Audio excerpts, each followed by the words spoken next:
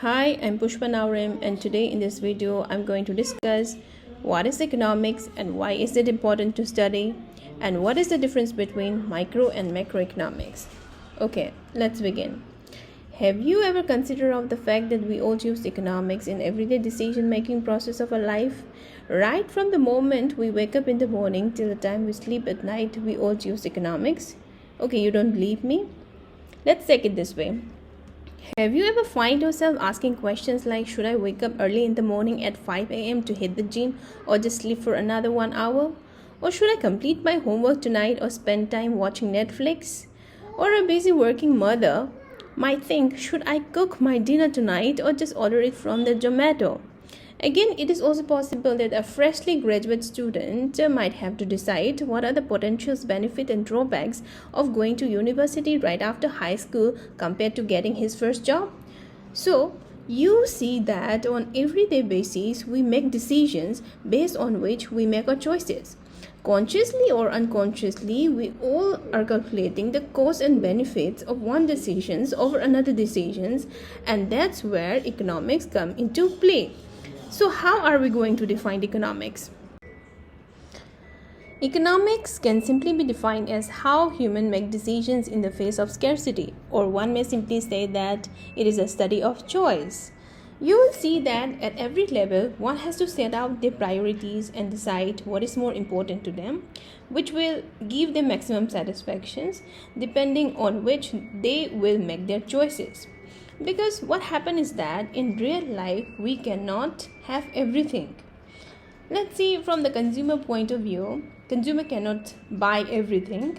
They have to decide what goods or the combinations of goods would give them maximum satisfactions given their money income, and based on which they are going to make their choices. Again, from the producer point of view, producer cannot produce everything. They will have to produce those goods and services that they are more efficient at producing it given their availability of capital and labor. Let's take an example here.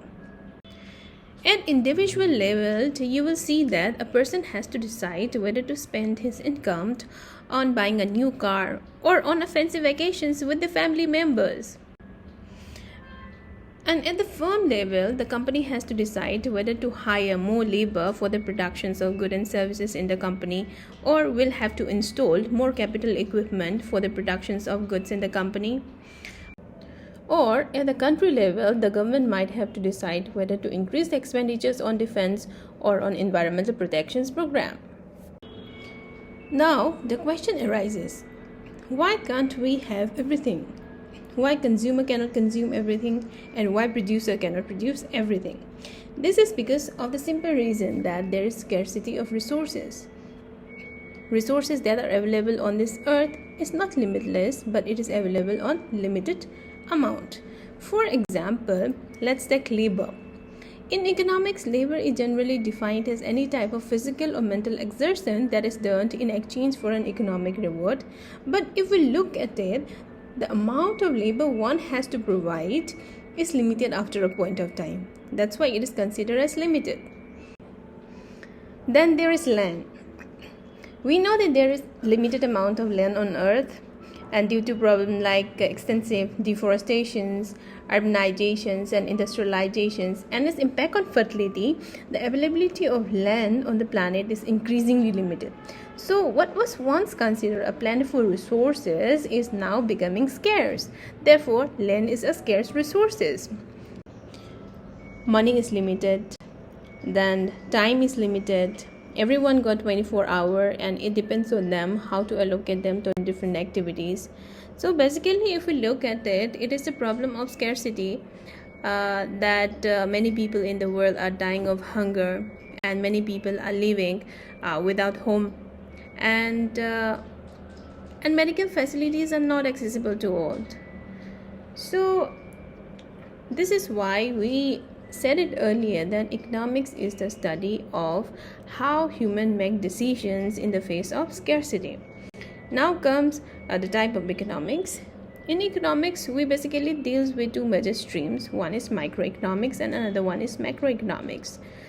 So when we talk about Microeconomics, it deals with questions like how do people decide how much to save for the future, whether they should borrow to spend beyond their current means, what determines the product and how many of each a firm will produce and sell, what determines what prices a firm will charge, then what determines how a firm will produce its product, what determines how many workers it will hire, then how will a firm finance its business, and ultimate questions like when will a firm decide to expand, downsize, or even close. So when you look at these questions, you know that microeconomics deals with individual agents within the economy, like household workers and businesses. On the other hand, macroeconomics, it looks at the economy as a whole. It deals with bigger questions like what is the growth of productions in the economy, the number of unemployed people in the country, what is the inflation rate, government deficits, level of import and exports. Okay, so in this video, I have discussed what is economics and why is it important to study, and what is difference between microeconomics and macroeconomics. I hope you find this video helpful. Thank you for stopping by.